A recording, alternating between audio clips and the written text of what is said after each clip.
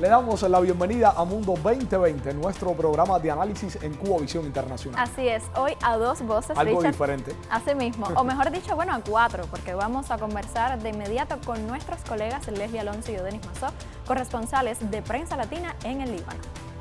Desde ese país, diversas voces han denunciado la brutalidad de las fuerzas de Tel Aviv contra civiles palestinos y la incapacidad de las instituciones de la comunidad internacional para frenar y detener la agresión sionista y la campaña de exterminio llevada a cabo por Israel en Gaza, así como el apoyo estadounidense al gobierno sionista. La tensa situación a lo largo de la frontera entre el Líbano e Israel desde que estallara el conflicto en Gaza y las acciones hostiles que han tenido lugar no solo han perturbado la vida de miles de personas, sino que también representan una grave amenaza para la seguridad y la estabilidad del Líbano y de toda la región. Vamos hacia nuestro set principal, Adianés. Estaremos apretaditos, pero en buena compañía. Siga con nosotros.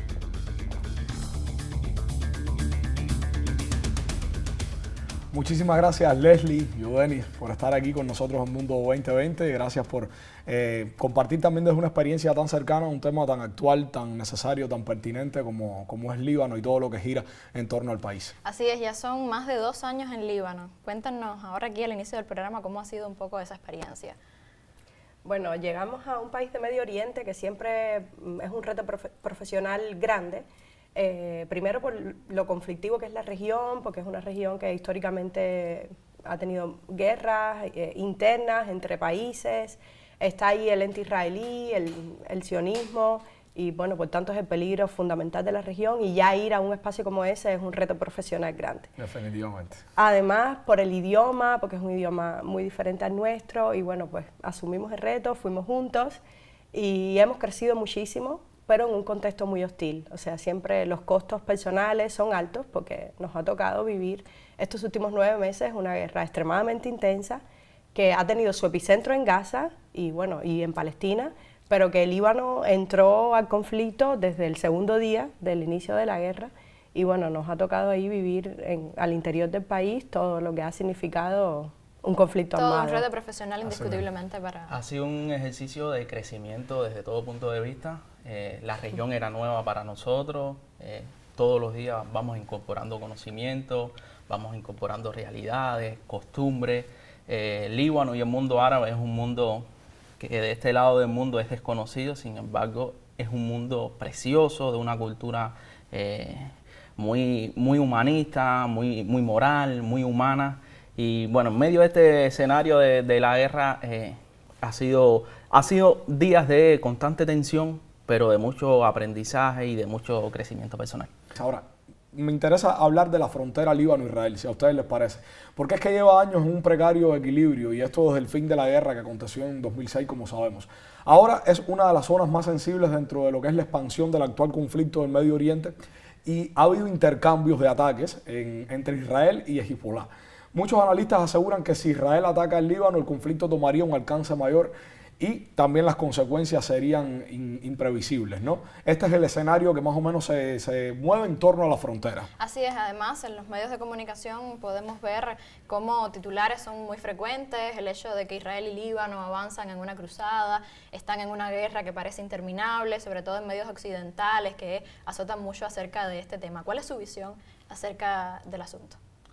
Bueno, vamos a primero partir de que Líbano y Israel son dos países que están en estado de guerra. No hay reconocimiento por parte de Líbano de este Estado de Israel, que es un Estado ocupante, que es un Estado sionista, que bueno, se funda en 1948, aprobado con todo el reconocimiento de un grupo de países que en aquel entonces conformaban Naciones Unidas y bueno, le dieron esta oportunidad a Israel de ser un Estado legítimo, ser miembro pleno de Naciones Unidas, sí, pero que sin duda es Estados Unidos, la vertiente de Estados Unidos en la región de Medio Oriente. Primero, como un modo de seguridad, como un modo para apoderarse de los recursos y para expandirse. Beirut, la capital de Líbano, es la segunda capital después de Jerusalén, donde Israel invadió en el año 1982. Y desde ese entonces hasta la actualidad hay un sinnúmero de violaciones constantes de Israel, tanto por mar, aire y tierra, de todas las resoluciones de Naciones Unidas, desde la resolución de 1949 del armisticio. Desde ese entonces hay violaciones constantes de Israel. por mar, tierra y aire. Incluso después de la victoria del Líbano del 2000 y a partir de 1978, cuando se crea la Fuerza Provisional de las Naciones Unidas, en inglés lo que es UNIFIL, que se instalan en 1978, a partir de marzo, en la línea azul, que es una línea fronteriza de más de 70 kilómetros, 76 desde Nakoura, en el sur del Líbano, frente al mar Mediterráneo, hasta las granjas libanesas de Sheba, las colinas de Cafarchuba. En esa línea donde la UNIFIL opera, Israel mantiene 13 puntos fronterizos ocupados. Hay tierra libanesa ocupada. ¿Sí? En este contexto, bueno, la resistencia surge en el año 1982, en esa década, para enfrentar a esta ocupación israelí. Vence en el 2000, vence en el 2006 y participa en la expulsión de los terroristas de Siria en el 2017 en la frontera noreste de Líbano con Siria. La resistencia es un órgano que tiene el respaldo legal del gobierno libanés, de fuerzas políticas, porque a partir del año 2000 hay un comunicado ministerial que le da el derecho a Hezbolá, a la resistencia, de defender la soberanía del Líbano en rechazo a esta ocupación que constantemente está violando. El escenario actual es sencillamente, bueno, ocurre la epopeya diluvio de Al-Aqsa el 7 de octubre y como un deber moral, como un deber humanitario y con un compromiso con la gran causa que tienen los pueblos árabes, que es la causa palestina, Líbano, la resistencia entra, primero como modo de disuasión para disminuir el poderío de Israel atacando Gaza y también preservando su soberanía, porque de continuar el exterminio, o como está pasando ahora, de continuar el exterminio en Gaza sin hacer nada de ninguno de los otros frentes de apoyo, hablo de Yemen, hablo de Irak y hablo de Líbano, bueno, Israel ya hubiese atacado a Líbano hace mucho tiempo. Incluso en ese sentido yo quisiera apuntar algo, y es que los israelíes y el gabinete de guerra nunca se ha limitado desde el inicio del 7 de octubre a decir que quien sigue es Beirut y que lo van a dejar idéntico a la franja. O sea, no solo han sido proyecciones desde Líbano, sino han sido amenazas reales directas del gabinete de guerra israelí. De que Líbano forma parte de la guerra no solo porque lo ha declarado la resistencia, sino porque lo ha declarado Israel. Efectivamente, bueno, es una situación que tensa de alguna manera las relaciones, por supuesto, y que también nos pone un poco que a pensar en el futuro de lo que pueda acontecer. Por otro lado, Leslie, te quisiera preguntar, ¿qué matices específicos, qué implicaciones tiene esta escalada bélica Israel-Líbano en medio del genocidio que ya ahora mismo comentábamos que está cometiendo Israel contra el pueblo palestino, y cómo valoran el papel de Hezbolá en este escenario? Bueno, sin dudas la escalada y que el Líbano entre en la guerra más de lo que ya ha entrado significaría que la expansión regional es un hecho. O sea, la peligrosidad de la guerra actual radica justamente en si entran a Líbano, o sea, si Líbano entra completamente en la guerra o no. Ahí es donde se va a marcar la temperatura y los puntos de disuasión o no disuasión en el conflicto actual. ¿Por qué razón? Porque primero por el poderío militar que tiene la resistencia de Líbano. O sea, que estamos hablando que estarían enfrentándose dos fuerzas de gran poderío militar. Y en segundo lugar, bueno, porque ya en la primera respuesta yo Denis lo adelantaba a la pregunta, ¿qué significa enfrentarse a Israel para Líbano y para el pueblo libanés? O sea, no es una guerra cualquiera, es realmente la causa esencial de la liberación y la soberanía de Líbano como Estado y como pueblo. O sea, que a la gente le incumbe la liberación del ente sionista. Ahí entonces juega un rol fundamental la resistencia, porque no hay ninguna otra fuerza en la práctica y además por declaración gubernamental que tenga la capacidad de enfrentarse al ente sionista y a la maquinaria de guerra israelí como lo tiene la resistencia de Líbano. O sea, no hay ninguna otra fuerza. Incluso la resistencia no solo está conformada por las milicias de Hezbolá, otros partidos políticos de Líbano y otras fuerzas políticas libanesas también integran sus milicias a esa llamada resistencia del país, ¿no?, de la nación, en defensa de la soberanía de Líbano. Pero realmente quien marca el ritmo de la respuesta militar, de la ofensiva y la contraofensiva que se le hace a Israel, es Hezbolá, bueno, por el poderío militar que tiene, y además no solo por el poderío militar, sino por el respaldo político, porque Hezbolá no solo es una milicia, Hezbolá es un partido político con reconocimiento además parlamentario dentro del país. O sea, con diputados, con un bloque parlamentario de lealtad a la resistencia y bueno, además por ese mecanismo gubernamental que es esencial explicarlo, que es como el gobierno de Líbano una y otra vez, cada vez que se forma un nuevo gabinete, hace un acta declarando que la soberanía de Líbano queda en manos de Hezbollah. Ahora vamos a hablar un poco acerca de posibles soluciones, ¿no? Me voy a montar un poco sobre la base de algunos despachos que leí, propiamente de ustedes, que son los corresponsales de prensa latina en Líbano, y a inicios del mes de julio me llamaba uno la atención muchísimo, y fue la advertencia de Naciones Unidas sobre la necesidad de frenar la escalada de ambos lados en lo que es la línea azul que comentabas sobre este territorio, Yodenis.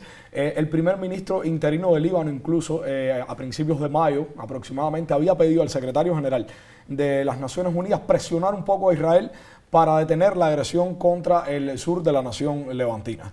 Así es, además decía este comunicado divulgado por la ONU que una solución política y diplomática al asunto es la única vía para avanzar. Y bueno, planteaban un cese de las hostilidades, el hecho también de cumplir con la resolución 1701, que recuerdo fue aprobada en el año 2006 por el Consejo de Seguridad. ¿Qué piensan entonces ustedes al respecto de esto que les Bueno, comentamos? vía diplomática, vía política, por un Estado ocupante que no las ha respetado a lo largo de estos 70 años. Ya ahí es el primer fracaso de estos intentos. Después que el Líbano abre el frente de apoyo en el sur, ocurre un movimiento político, diplomático de la Unión Europea, de países, de Estados Unidos y de un grupo de dirigentes, ¿no?, de Francia hacia Líbano, con el objetivo no interesado en Líbano ni en detener esta escalada, sino más bien interesado en los colonos y en los intereses israelíes, presionando a la resistencia, que ha sido siempre el objetivo de Occidente y de Estados Unidos en Líbano, es limitar el apoyo popular que tiene la resistencia, y en este sentido han sido las presiones tratando de insistir en el cumplimiento de la resolución 1701, que fue establecida por el Consejo de Seguridad el 11 de agosto, que simplemente lo que decía era retirarse de la línea azul, tanto el ejército de Israel como las milicias en ese entonces de Hezbollah. Sin embargo, nada de eso ha pasado. Israel nunca se ha retirado, ocupa las granjas de Sheba, las colinas de Kafar-Yuba, 13 puntos militares, viola constantemente, y en este momento, amparado en una resolución, la 7030, que da legitimidad a la lucha armada y a la defensa ante la ocupación y el colonialismo, pues bien, la resistencia libanesa lo que está es defendiendo su derecho. ¿Cómo comenzó? El 8 de octubre con operaciones, sencillamente cegar todos los equipos de espionaje, todas las bases de Israel que están instalados a lo largo de esos 70 kilómetros del muro fronterizo, de la línea que forma parte de la línea azul, que ha servido de espionaje tanto para entrar en la vida de Líbano, en la vida de Siria, hasta Turquía, hasta Irak, que se han preparado, ¿no?, los israelíes en este tiempo para tener estos equipos de espionaje, estos equipos de vigilancia y realizar sus operaciones. La resistencia lo que hizo en un primer momento y lo que está haciendo hasta ahora es cegar y disuadir a las fuerzas militares. La resistencia no ha lanzado misiles contra ciudadanos civiles, ¿sí? Simplemente desde el primer momento Nasrallah, cuando vio que comenzaron las operaciones en el sur de Líbano, en todas las aldeas fronterizas, que se han extendido también al este de Baalbek, con algunas operaciones precisas, Nasrallah, el secretario general, lo que ha dicho que, ya vamos a aumentar la escalada teniendo en cuenta, primero, defendiéndonos y en respuesta a estos crímenes israelíes, tanto en Líbano como en Gaza. Entonces, hablar de unas posibles soluciones está es un lejano. poco complicado, exactamente, siempre y cuando siga esta actitud de alguna manera belicista y de ataque por parte de Israel, porque entonces la resistencia libanesa va a intentar por todos los medios defender su territorio. El único que tiene potestad, para hablarlo realmente, es Estados Unidos, que es quien con su veto político obstruye una solución del Consejo de Seguridad de Naciones Unidas. Y sigue apoyando a Israel. Sigue apoyando a Israel. Estados Unidos, como ese gran protector, lo que le da es tiempo. Le está ganando tiempo a Israel de masacrar al pueblo palestino. Así es. Bueno, el tema está muy interesante, hay todavía muchísimas aristas para hablar sobre lo que acontece en Líbano, sobre lo que el escenario regional de alguna manera y la experiencia que ustedes han tenido allí en estos 2 años y medio. Les propongo ir a una pausa y enseguida, por supuesto, regresamos con muchísimo más sobre Líbano aquí en Mundo 2020.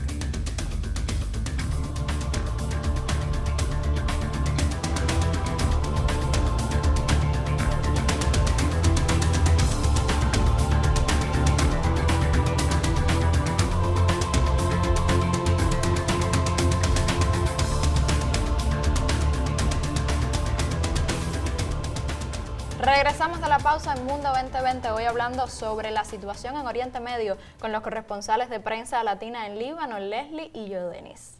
La resistencia libanesa ha afirmado que sus ataques constituyen una respuesta al genocidio israelí y asegura también que continuará sus acciones hasta que se detenga la guerra de exterminio en Gaza.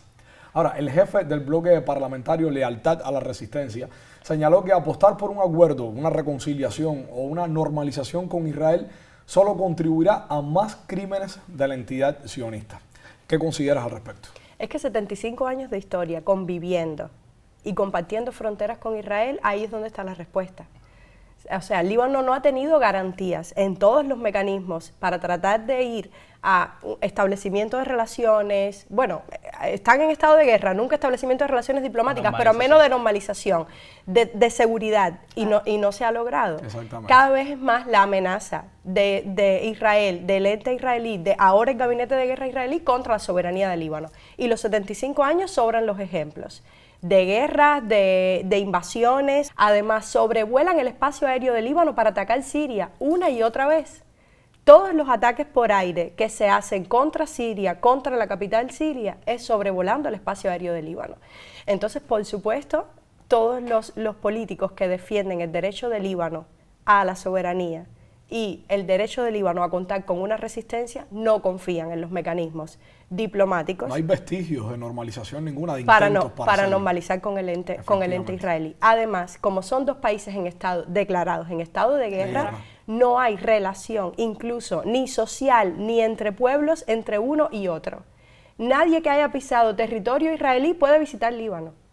Si en su pasaporte hay cuño de entrada migratoria a territorio israelí, usted no puede entrar a Líbano. Es una normativa migratoria, una normativa del Ministerio del Interior libanés. Así funciona. Ni en el orden deportivo ningún atleta libanés puede competir con un atleta israelí. En la Constitución hay un acápite donde no hay relación con ninguna persona. Claro, esa presencia de intercambio de ningún tipo. Además de boicot. O sea, el BDS, que es como se le conoce en Europa, pero que también los países árabes lo hacen, que es boicot, desinversión y sanciones contra el ente sionista, con el objetivo esencial de debilitar el poderío económico. Y se hace boicot. Y también esta negativa de competiciones en eventos culturales, deportivos, esa negativa también es hacer boicot. Desde el Líbano se afirma que las problemáticas para el país aumentan a medida que Israel sigue ocupando tierra en el sur libanés, mantiene sus ataques y viola la soberanía nacional. Sobre todo desde Occidente se dice que hay un escenario interno complejo en Líbano. El propio jefe de gobierno libanés también ha indicado que el principal desafío del país radica en la incapacidad de nombrar a un nuevo jefe de Estado. Ya llevan más de un año de vacío de poder. ¿Podríamos decir entonces que hay una inestabilidad política, institucional? ¿Cómo es posible entonces, en este contexto, en estas condiciones, seguir sosteniendo lo que ellos mismos llaman ahora su desafío principal, que es la causa palestina?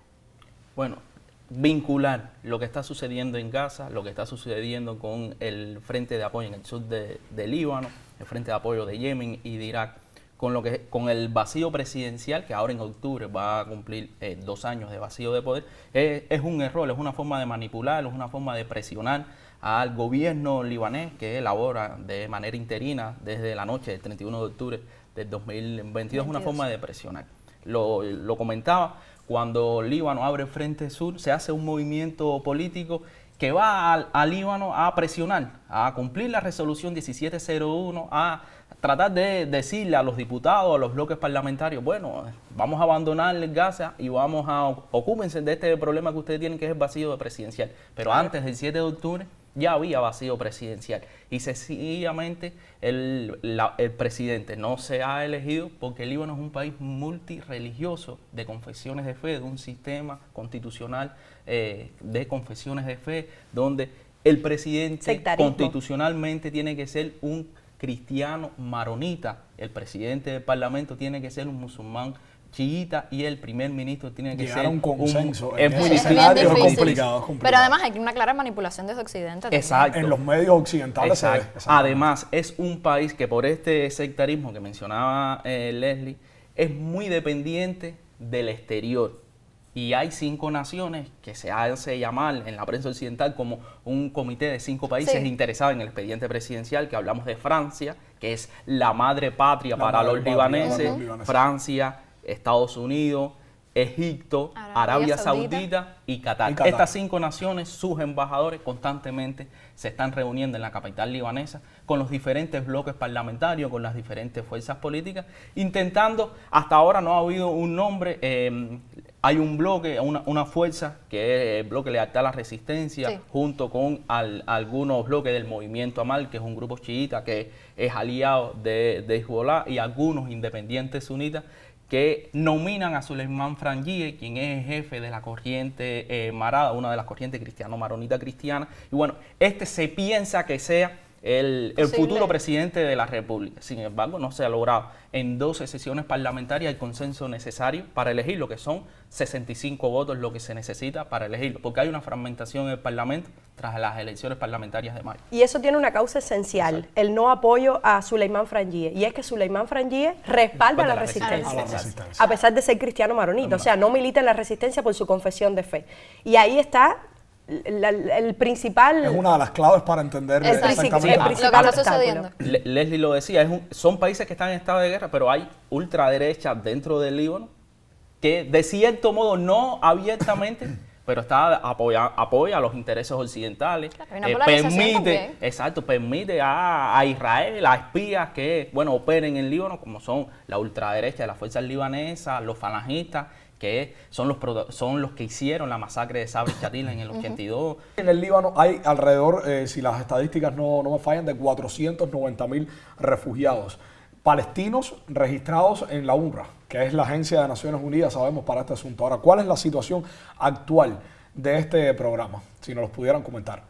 Bueno, con la guerra, una de las principales presiones de Occidente fue retirar los financiamientos a la UNRWA. Eso aún está en discusión, todo parece indicar que se va a volver a retomar los financiamientos, pero bueno, realmente la agencia ahora mismo tiene un futuro improbable, no conocemos qué va a suceder. Y eso, por tanto, afecta la vida de todos los refugiados en este caso, Líbano, dentro de Palestina, Jordania, que son los principales países que acogen refugiados que reciben financiamiento de la UNRWA, y bueno, por tanto, la vida de esa gente está como... Más aún de lo que ya lo está. Exacto, porque la vida dentro de los campamentos es una vida muy precaria, muy difícil. Jodeni lo decía además que incluso las malas condiciones de vida también propicia que ahí luego se puedan sembrar de alguna manera espías, infiltrarse, por eso, porque lo mueven a través de dinero, los manipulan de esa manera. Incluso con la guerra, una de las principales operaciones que se han dado fuera de la frontera, o sea, dentro ya del Líbano, en este caso en Tiro, que es como la municipalidad que marca el espacio entre el sur del país y la capital. Bueno, en el campamento de Tiro han infiltrado refugiados y han hecho operaciones con coche bomba para asesinar a comandantes y dirigentes de la resistencia palestina. Ellos salen de sus territorios tratando de salvar sus vidas, pero llegan a un lugar donde también necesitan condiciones de vida mínimas. La vida digna de los palestinos nunca llegará hasta que esas personas nos retornen definitivamente a su tierra. Porque a pesar de que el Líbano es uno de los países que los acoge como refugiados, los palestinos dentro del Líbano no tienen identificación legal, no tienen permiso de trabajo para laborar en las instituciones públicas del Estado. Entonces lo que hacen es trabajo de servicio. Así es muy difícil formar una familia. Ya nos queda poco tiempo, pero yo creo que es momento indiscutiblemente para hablar cómo ustedes tan de cerca, yo diría que dentro de la guerra misma, han vivido el tema de la solidaridad internacional en este contexto. En Líbano sí hay un movimiento de solidaridad. Incluso hay una organización de embajadores por el derecho al retorno palestino, pero considero que en estos momentos ha disminuido un poco esta solidaridad de lo que fue en esos inicios. De lo que fue en estos inicios, ya han pasado 9 años. 9 meses. 9 meses, pero es válido reconocer sobre todo la postura de Yemen, no solo en estas operaciones que ha hecho el movimiento del Sahara de disuasión también, tanto en el Mar Rojo como en el Golfo de Adén, sino las multitudinarias manifestaciones que acontecen todos los viernes en las gobernaciones de Sanaa, en la capital de Yemen, en Siria también, en Jordania, pese a que esta nación ha tenido una postura contradictoria en cuanto al cauce de la guerra, pero creo que los árabes necesitan más solidaridad, necesitan más unión, mirar realmente este compromiso de la causa palestina como central. Y acá en América, por supuesto, las posturas de gobiernos de Colombia, de Bolivia, también de Cuba, de Venezuela, de Brasil, creo que ha estado bien latente. Y en Europa, uno de lo más destacado ha sido el comportamiento de Europa y este movimiento estudiantil que nació en Estados Unidos y se traspoló. Sí, había que hablar de Estados Unidos y cómo es también un poco el tema de las universidades estadounidenses, que fue noticia sobre todo. Exacto. Y el reconocimiento, bueno, reciente de España y de algunos países que han reconocido el Estado de Palestina, que es realmente lo que se necesita, un reconocimiento a este Estado, a esta nación, que los palestinos logren retomar a su tierra y que, bueno, que llegue ese declarado alto al fuego real, sin condicionamiento, sin injerencia política. Y la esperada estabilidad regional. Exacto. Gracias a ustedes por estos testimonios, por compartirnos sus experiencias. Ahora desde La Habana, porque bueno, ya desde Beirut habían colaborado con Mundo 2020. Ha sido, Richard, ¿verdad? Un placer compartir con ellos acá. Definitivamente. Y la invitación que le hacemos desde el Mundo 2020 es precisamente a eso, a que sigan desde sus posiciones como corresponsales ahora mismo de Prensa Latina en Beirut, defendiendo la verdad. Así es. Nosotros ya ponemos punto final al programa de hoy. Regresamos la próxima semana con mucho más para seguir viendo el mundo con Visión 2020. Nos vemos próximamente.